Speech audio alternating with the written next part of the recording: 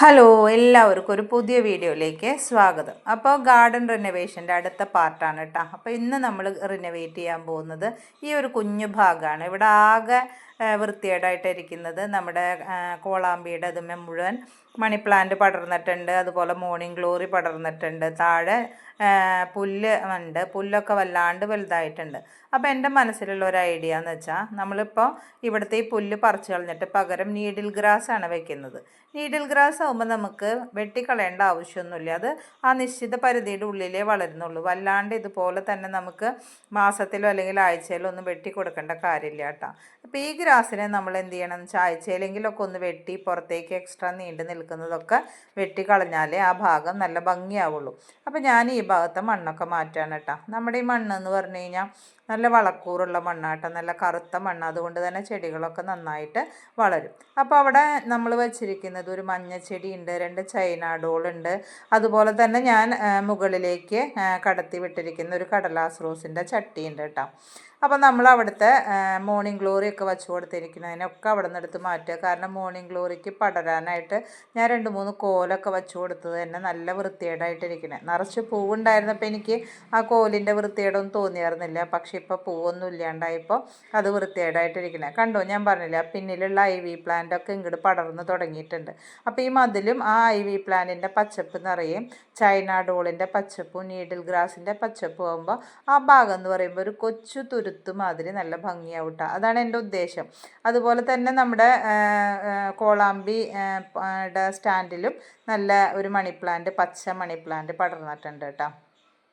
അപ്പോൾ എല്ലായിടത്തും നല്ലൊരു പച്ചപ്പാവുമ്പോൾ നമുക്ക് കയറി വരുമ്പോൾ തന്നെ കണ്ണിന് നല്ലൊരു കുളിർമയാവുന്നൊരു ഭാഗമാക്കി മാറ്റാം. ഒരു കുഞ്ഞു ഭാഗമാണ് എങ്കിലും എല്ലാം കൂടി ഒരു മാച്ചായിട്ട് വരുമ്പോൾ നല്ല ഭംഗിയാവുമെന്നാണ് എൻ്റെ മനസ്സിൽ എനിക്ക് തോന്നിയത് കേട്ടോ. അപ്പം ഞാൻ ഗാർഡനിൽ കൂടെ ഒക്കെ ഇങ്ങനെ നടക്കുമ്പോൾ എൻ്റെ മനസ്സിൽ ഇങ്ങനെ ഓരോ ദിവസവും ഓരോ ഐഡിയ തോന്നും.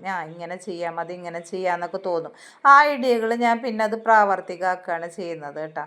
അപ്പം നമ്മൾ നമ്മുടെ കടലാസ് റോസിൻ്റെ ചട്ടീനെ കുറച്ചും കൂടി മതിലിനോട് ചേർത്ത് വയ്ക്കുകയാണ്. കാരണം നമുക്ക് ആ ചട്ടി ഇങ്ങനെ വൃത്തികേടായിട്ട് കാണരുത്. അത് ചൈന ഡോളിൻ്റെ പിന്നിലിരിക്കട്ടെ.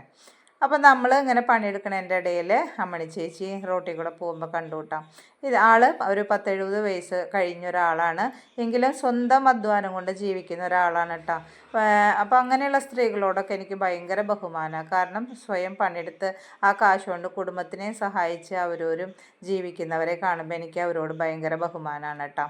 അപ്പോൾ ഇവരൊന്ന് തളർന്ന് പോയതായിരുന്നു. അപ്പം ഞങ്ങളൊക്കെ വിചാരിച്ചു ഇനി ഒരിക്കലും എണീക്കില്ല എന്ന് വിചാരിച്ചതാണ്. പക്ഷെ ആളുടെ വിൽ പവർ കൊണ്ട് എണീറ്റ് ഇപ്പോഴും ജോലിക്ക് പോകുന്നുണ്ട്. അപ്പോൾ ആരെ ആശ്രയിക്കാതെ ജീവിക്കുന്നവരുടെ ഉള്ളിൽ പ്രത്യേകമായിട്ടുള്ളതായിരിക്കും ആ വിൽ പവർ കേട്ടോ. കാരണം അവർക്ക് ആരെയും ആശ്രയിക്കാൻ ഒട്ടും ഇഷ്ടമല്ലാത്തവരാണ്. അപ്പോൾ എങ്ങനെ കിടപ്പിലായാലും അവർ എണീക്കാൻ പരമാവധി ശ്രമിക്കും കേട്ടോ. അപ്പോൾ അമ്മണി ചേച്ചിയോട് വിശേഷങ്ങളൊക്കെ പറഞ്ഞുകൊണ്ട് ഇരിക്കുകയാണ് കേട്ടോ. അപ്പോൾ ഇതുപോലുള്ള സ്ത്രീകൾ നിങ്ങളുടെ ഭാഗത്തൊക്കെ ഉണ്ടെങ്കിൽ ഒന്ന് കമൻറ്റ് ചെയ്യണം കേട്ടോ. അതുപോലെ തന്നെ ലോഷൻ വിൽക്കാൻ വരുന്നൊരു ചേച്ചിയും ഞങ്ങളുടെ അവിടേക്ക് വരാറുണ്ട് കേട്ടോ. അപ്പോൾ ഒരു ലോഷനൊക്കെ കഴുകുന്ന ലോഷനൊക്കെ എനിക്ക് 2-3 മാസത്തേക്കൊക്കെ തികയും. എന്നാൽ മാസത്തിൽ 1 ദിവസം വരുമ്പോൾ ഞാൻ പറയും, ചേച്ചി എനിക്ക് ലോഷൻ വേണ്ട, പകരം ഞാൻ ചേച്ചിക്ക് കിട്ടുന്ന 50 രൂപ പിടിച്ചോളൂ, ഇത് എടുത്ത് വെച്ചോളൂ എന്ന് പറഞ്ഞു കഴിഞ്ഞാൽ സമ്മതിക്കുകയില്ല കേട്ടോ. ആൾക്ക് അങ്ങനെ ഫ്രീ ആയിട്ട് കാശ് കിട്ടുന്നത് ഇഷ്ടമേ അല്ല. അപ്പോൾ എനിക്ക് അവരോടൊക്കെ ബഹുമാനം. അതുകൊണ്ട് തന്നെ ഞാൻ എപ്പോൾ വന്നാലും ഞാൻ ആ ലോഷൻ എടുക്കും കേട്ടോ. അപ്പം നമ്മുടെ എക്സ്ട്രാസ് കിടക്കുന്ന കടലാസ് റോസും ഒക്കെ വെട്ടിക്കളഞ്ഞിട്ടുണ്ട്. നമ്മളതിനെ ഒരു ചൂലെടുത്തിട്ട് അവിടെയൊക്കെ നന്നായിട്ടൊന്ന് വൃത്തിയാക്കിക്കൊണ്ടിരിക്കുകയാണ് കേട്ടോ. അപ്പോൾ നമ്മുടെ ആ കുഞ്ഞു തുരുത്ത് എന്ന് പറഞ്ഞാൽ നമ്മുടെ റോട്ടിൽ നിന്ന് കയറി വരുന്ന ഭാഗമാണ് കേട്ടോ. അപ്പം നമ്മുടെ വീടിൻ്റെ ഉള്ളിലേക്ക് കയറി വരുന്ന ഫ്രണ്ട് പോർഷൻ തന്നെ നല്ല ഭംഗിയുള്ളതാണെങ്കിൽ നല്ലൊരു പോസിറ്റീവ് എനർജി ആയിരിക്കും കേട്ടോ. അപ്പോൾ അതുകൊണ്ടാണ് ഞാൻ ആ ഭാഗം മാത്രം ടൈലിടാതെ വേണ്ടാന്ന് പറഞ്ഞ് ഞങ്ങൾ വച്ചിരുന്നതാണ് കേട്ടോ. ഞാൻ മൂത്ത ആളും കൂടി ഞങ്ങൾക്ക് അവിടെ ടൈലിടണ്ട, നമുക്കിവിടെ എന്തെങ്കിലും ചെടി വെക്കാമെന്നൊക്കെ പറഞ്ഞിട്ട് മാറ്റി വെച്ചതാണ്. ടൈലിടുന്ന ആൾ പറഞ്ഞു ആ ഭാഗം കൂടി ടൈലിട്ട് തരാം, അപ്പോൾ വൃത്തിയാവുമല്ലോ എന്ന് പറഞ്ഞിട്ട് ഞങ്ങൾ സമ്മതിക്കാണ്ടാണ് കേട്ടോ ഇങ്ങനെ വെച്ചത്. അപ്പം നീഡിൽ ഗ്രാസ് നോക്കി. ഇപ്പം നീഡിൽ ഗ്രാസ് അത്ര അധികം ഉണ്ടെന്ന് എനിക്ക് തോന്നിയില്ല. അപ്പോൾ എനിക്കൊരു ഐഡിയ തോന്നി, ഈ കല്ല് അവിടെ എന്തായാലും തികയാണ്ടാണ് ഇരിക്കുന്നത്. അപ്പോൾ തൃശ്ശൂർക്ക് പോയിട്ട് കുറച്ച് കല്ലെടുക്കണം. ആ കല്ല് ഇതിൻ്റെ ഇടയിൽ കൊണ്ടുവച്ചിട്ട് അതിൻ്റെയൊക്കെ ഇടയിൽ നീഡിൽ ഗ്രാസ് പിടിപ്പിക്കുക എന്നുള്ള ഐഡിയയിലാണ് ഞാൻ അവിടെ നിന്ന് കല്ലിങ്ങനെ എടുത്തുകൊണ്ട് വന്നിട്ട് ഇതിൻ്റെ ഇടയിലൊക്കെ വെച്ച് കൊടുക്കുകയാണ് കേട്ടോ.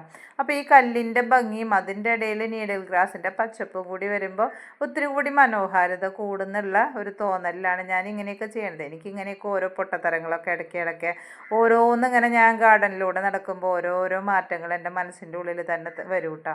ഇതങ്ങനെ ചെയ്യാം, ഇതിങ്ങനെ ചെയ്യാമെന്നൊക്കെ വിചാരിക്കും. അങ്ങനെ ഒരു മാറ്റം എൻ്റെ മനസ്സിൻ്റെ ഉള്ളിൽ തോന്നിക്കഴിഞ്ഞാൽ പിന്നെ ഞാൻ ഭയങ്കര റെസ്റ്റ്ലെസ്സാണ്. എനിക്കത് നേടിയെടുത്തിട്ടേ പിന്നെ ഒരു സമാധാനം ഉണ്ടാവുള്ളൂ കേട്ടോ.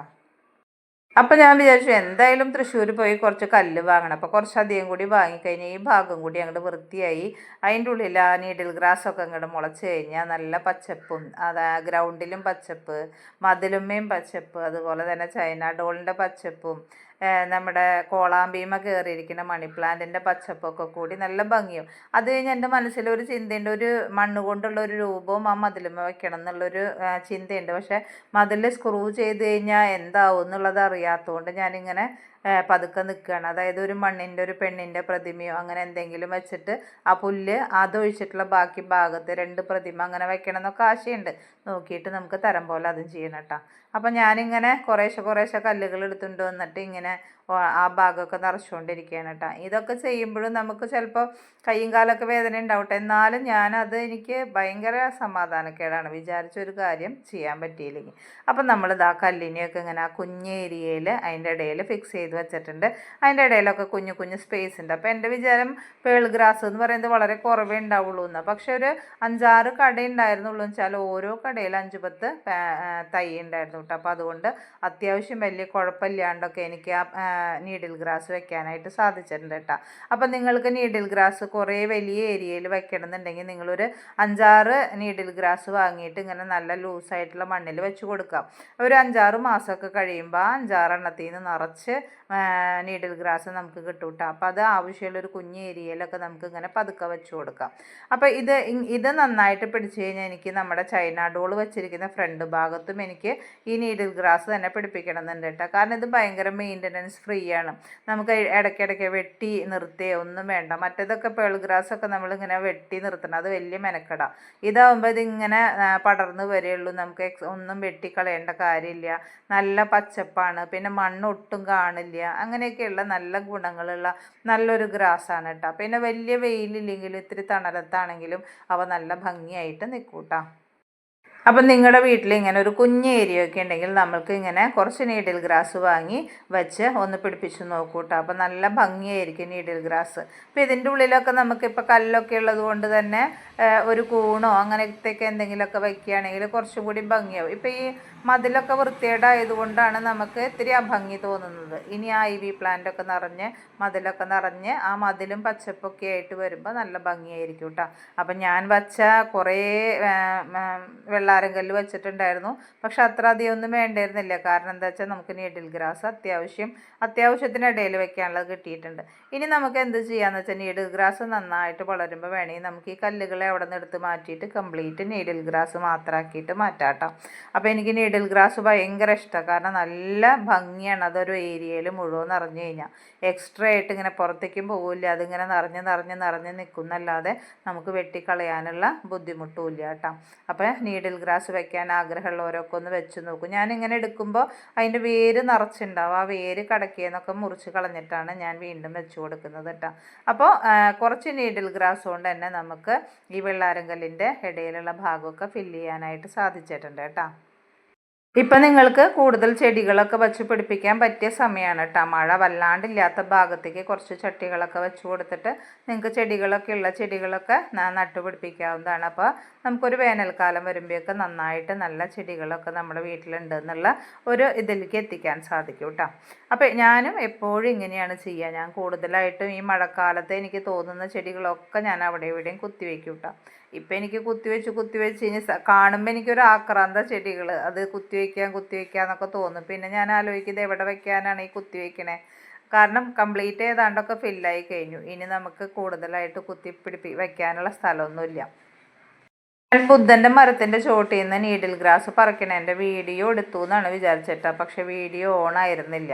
അപ്പോൾ അതിൽ നിന്ന് ഒരു കട പറിക്കുമ്പോൾ തന്നെ അതിൽ കുറേ നീഡിൽ ഗ്രാസ് ഉണ്ടായിട്ട് നിൽക്കുന്നുണ്ട് കേട്ടോ.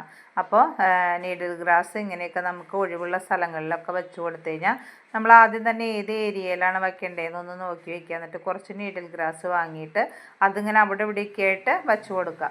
അതിനുശേഷം വീണ്ടും അത് നന്നായിട്ട് തിക്കാവുമ്പോൾ അതിനെ ഇളക്കിയെടുത്തിട്ട് അതിൽ നിന്ന് ഉള്ള ഇലകൾ ഇങ്ങനെ മാറ്റി മാറ്റി വെച്ച് കൊടുക്കുക കേട്ടോ. അപ്പോൾ ഒരു 5-6 മാസത്തിനുള്ളിൽ തന്നെ നിങ്ങൾക്ക് ആവശ്യത്തിനുള്ള സ്ഥലത്ത് നീഡിൽ ഗ്രാസ് ഫില്ലായിട്ടുണ്ടാവും കേട്ടോ. ഇപ്പം നമ്മൾ കല്ലിട്ടിരിക്കണത് കൊണ്ട് തന്നെ ആ കല്ലിൻ്റെ ഉള്ളിൽ ഒരു പച്ചപ്പും കൂടി വരുമ്പോൾ ഒരു പ്രത്യേക ഭംഗിയുണ്ട് കേട്ടോ. അപ്പോൾ നമ്മുടെ പിടിപ്പിക്കലൊക്കെ കഴിഞ്ഞു. ഇനി ബാക്കിയുള്ള മണ്ണിനെയൊക്കെ ഞാൻ അതിൻ്റെ ഉള്ളിലേക്ക് തന്നെ തട്ടിയിടുകയാണ്. കാരണം മണ്ണ് എന്ന് പറയുന്നത് വിലപ്പെട്ടതാണല്ലോ. അപ്പോൾ ആ ചെടികൾക്ക് അത്യാവശ്യം കിട്ടിക്കോട്ടെ എന്ന് വിചാരിച്ചിട്ട് അതിൽ തട്ടിക്കളഞ്ഞ് ഒരു ഓസ് എടുത്തിട്ട് ആ മണ്ണിൻ്റെ ഭാഗമൊക്കെ ഒന്ന് ക്ലീനാക്കി കഴിയുമ്പോൾ നമ്മുടെ ആ ഏരിയ ഭംഗിയായി. ഇനി ഈ ഭംഗി കറക്റ്റായിട്ട് അറിയണമെങ്കിൽ ഇനി IV പ്ലാന്റും കൂടി നന്നായിട്ട് പടർന്ന് ആ മതിലിലേക്ക് എത്തണം കേട്ടോ. അപ്പം നല്ല ഭംഗിയാവും. കാരണം ആ മതിലും കൂടി പച്ചപ്പാവുമ്പോൾ ഒരു കൊച്ചേരിയ വളരെ മനോഹരമായിട്ടുള്ളൊരു കൊച്ചേരിയ ഉണ്ടാക്കാനായിട്ട് സാധിക്കും കേട്ടോ. അപ്പം ഞാൻ എൻ്റെ ഒരു ചെറിയ ഭാഗം വൃത്തിയാക്കി കഴിഞ്ഞു. കണ്ടോ, നമുക്ക് ആ നീഡിൽ ഗ്രാസൊക്കെ അത്യാവശ്യം ആ കല്ലിൻ്റെ ഇടയിൽ കൂടെയൊക്കെ നിൽക്കണ കാണുമ്പോൾ ഭംഗിയുണ്ട്. ഇനി അതൊക്കെ നന്നായിട്ട് വളരുമ്പോൾ നല്ല ഭംഗിയാവും കേട്ടോ. അപ്പം നിങ്ങളും നിങ്ങളുടെ കുഞ്ഞു കുഞ്ഞു ഏരിയകളുണ്ടെങ്കിൽ അതൊക്കെ ഒന്ന് ഭംഗിയാക്കുക. അടുത്ത വേനൽക്കാലം ആകുമ്പോഴേക്കും നിങ്ങളുടെ ഗാർഡൻ എന്ന് പറയുന്നത് മറ്റെല്ലാവരും കൊതിക്കുന്ന ഒരു ഗാർഡൻ ആവട്ടെ കേട്ടോ. നമ്മുടെ IV പ്ലാന്റൊക്കെ മതിലിലേക്ക് ഇങ്ങനെ കടന്നു തുടങ്ങിയിട്ടുണ്ട്. അപ്പം ഞാൻ മറ്റൊരു വീഡിയോ ആയിട്ട് വരാം. Thank you.